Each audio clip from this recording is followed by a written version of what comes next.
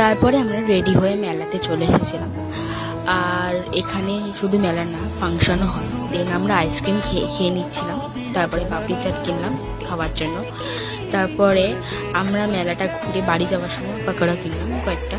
দেন রাতে আমরা ফাংশন দেখছিলাম বলে পরের দিন সকালে মামি করেছিল চাউমিন।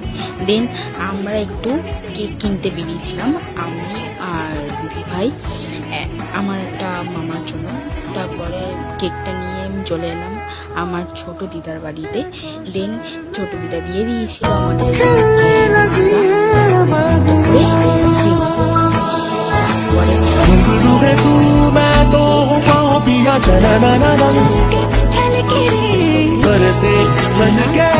মাছ,